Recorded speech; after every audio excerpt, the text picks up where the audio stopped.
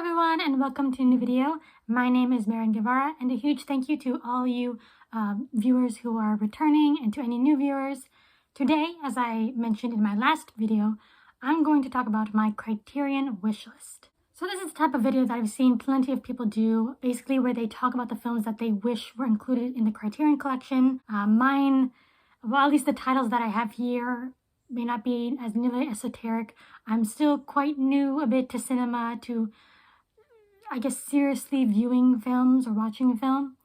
So yeah, without further ado, let's get started. So the first one that I have is technically cheating, but it's basically anything that's been done by Satoshi Kon. So for those who don't know, Satoshi Kon was a prolific anime director, I think considered by many as one of the greats. I certainly love his work. Unfortunately, he passed away due to cancer back in 2010, so it's very unfortunate that we'll never get any more films or see what he would have, what stories he would have gone on to tell. But anyway, I adore his films. I've seen all of them. He's had 4 and then an anime series. But today I'm just going to show Paprika. But like I said, any of his films I would love to see in the Criterion collection. In fact, I believe you can watch a few of his films on their streaming services. It's just that none have gotten a physical release through Criterion. So Paprika, for those who don't know, was Satoshi Kon's last film before he passed away. And this is an adaptation of a 1993 novel of the same name. And this is a sci-fi surreal film. A lot of people have likened this to Inception. Both films deal with entering into other people's dreams. Some people have seen sort of similarities in certain scenes in Paprika and Inception. But for those who don't know, in the story Paprika, there's this device called the DC Mini, which allows people to enter the dreams of another person. And our main character is Dr. Chiba, who uses this device to enter the dreams of her patients. She's a therapist. However, one day, this device is stolen and the person is using this, the DC Mini, to infect the dreams of other people, basically infecting them with a sort of madness that manifests in this crazy, chaotic parade. And the entire film is basically about Chiba and her associates trying to figure out who the mastermind behind this plot is and trying to take him down. And everything evolves into a very surreal and trippy experience by the end. This film is just a beautiful piece of animation, and you will notice that my next 2 recommendations are also animated films because I really do feel that Criterion should include a bit more animation. We have gotten Watership Down, Fantastic Planet as well, but I would love to see more animation, and what better way than to include Satoshi Kon's work. This is a film that really delves into the surrealism of dreams, and because it's animation, there are just a lot of things that you can get away with that you really couldn't in a more realistic or live action film like Inception. Like, because it's animation, they can go all out. One thing of note when it comes to Kon's work is that all 4 of his films are very different in genre. His first film, Perfect Blue, was psychological thriller horror. His second one was sort of like a historical drama-ish. His third was a Christmas comedy, and then this is like sci-fi. But all of them have like this Satoshi Kon stamp of surrealism that you can really tell that it's his film. I don't know. It's just another example of the versatility of his storytelling, and it's a great shame that Kon has left us. But I think it would be great to have his work be featured in the Criterion collection through a physical release so that more people can enjoy it. So the next film is another animated film, and with the release of WALL-E, we now see that a company like Disney is willing to collaborate with Criterion to include some of the films that they own.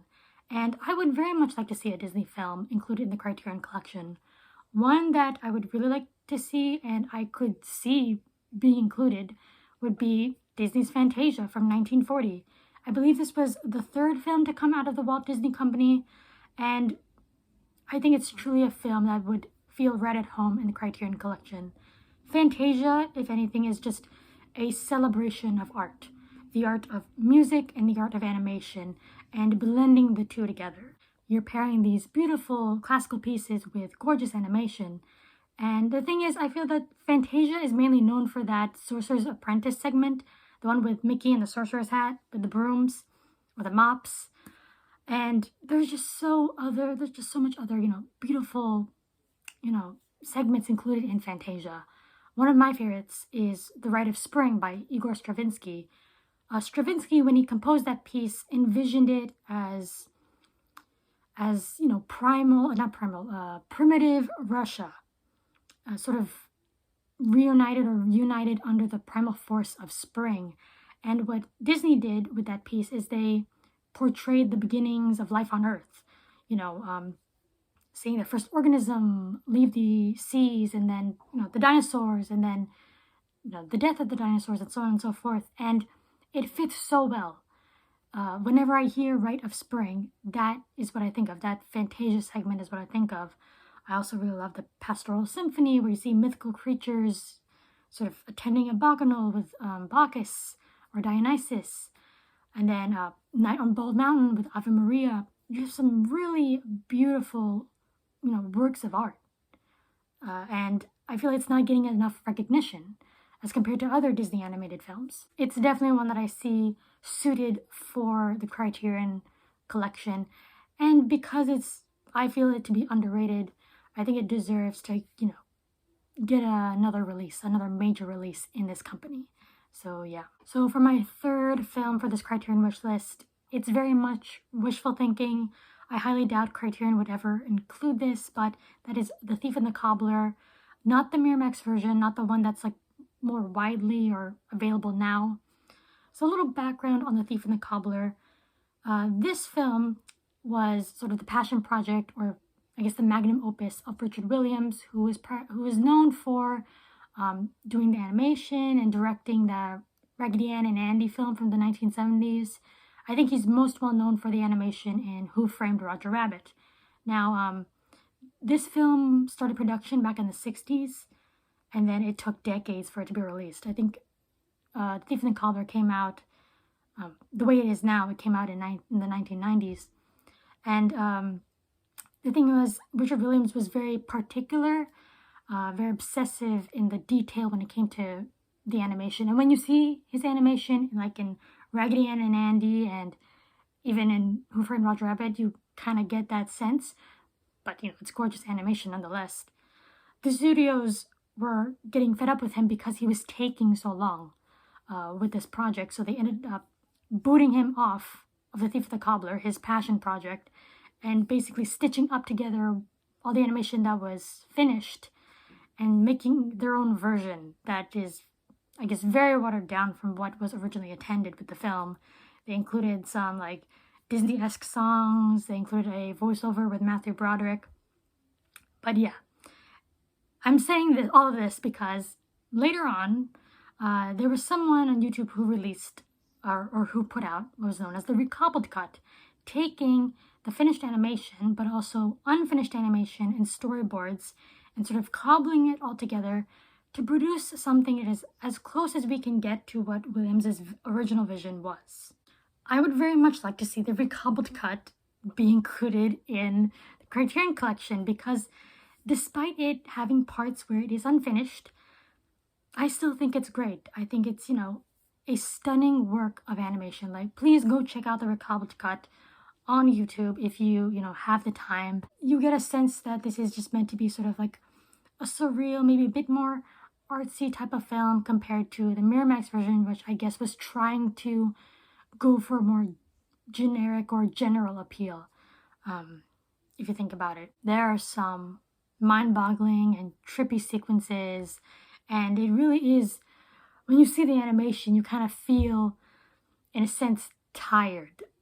Just imagining all the animators coming up with all this highly detailed, convoluted pieces and sets. It's amazing. And as a work of animation, I think it does deserve to be included in the Criterion collection. And it would make for some great supplements because, I only gave you sort of a Wikipedia, or, just a loose summary version of the history or the background to it. Like I said, I'm sure if they can go into great detail of like what the actual process and like all the hoopla that was going on behind it. I'm sure it would make for a great behind the scenes to watch or to, listen to. Now for the last film in this Criterion wish list, we have Blade Runner. Now, Blade Runner I know is a cult classic, but I definitely think that it's a film that people hear more of than actually have watched.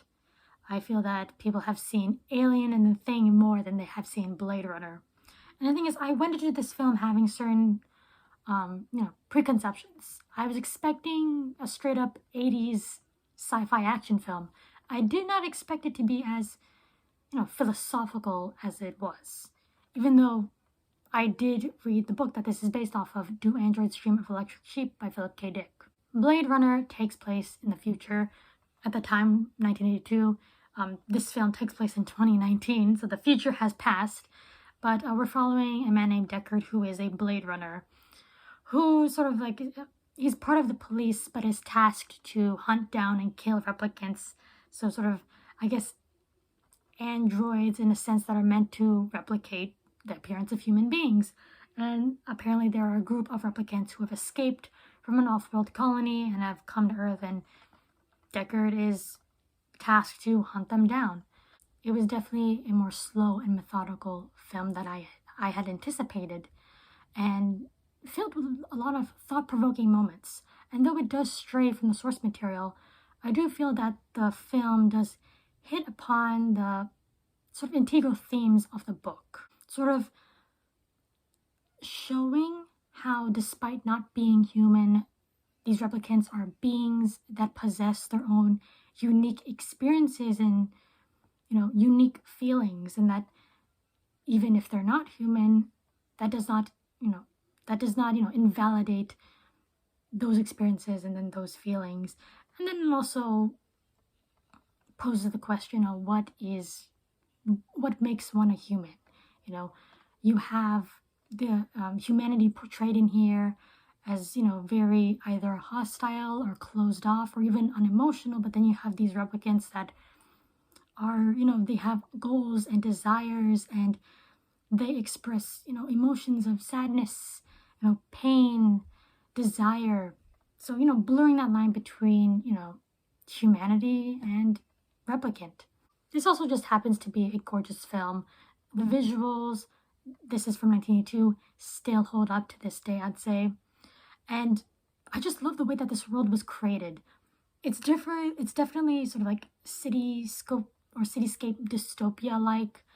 And it feels crowded and dirty, but it feels very lived in. I also love the soundtrack. The soundtrack by Vangelis is just like, I would say it's very integral to the story. Like, I feel that if you take out the soundtrack, the film sort of like loses a bit of its identity, because a lot of emotional moments in this film are highlighted through the music, and everything is just pulled off so well. Not to mention, I feel that Blade Runner has been pretty influential. This came out in 1982, as I said, and I don't know, whenever you think of like cyberpunk, like cityscape dystopia, I feel that you see a lot of Blade Runner in those type of stories, whether it's like in a video game or in a different movie or a series. You get a sense of Blade Runner whenever you're dealing with that kind of sort of aesthetic as well. So yeah, I would say this is pretty influential film that, like I said, I would love to see in the Criterion collection. If we can include like The Silence of the Lambs, Breakfast Club, and Princess Bride, I think we can leave room for Blade Runner. So those were the films in my Criterion wish list. If Criterion ever decides to release any of these titles, I'll be over the moon for sure, and I'll be picking them up in a blink of an eye. So let me know down in the comments, do you agree with my picks? Do you disagree? What films would you like to see in the Criterion collection?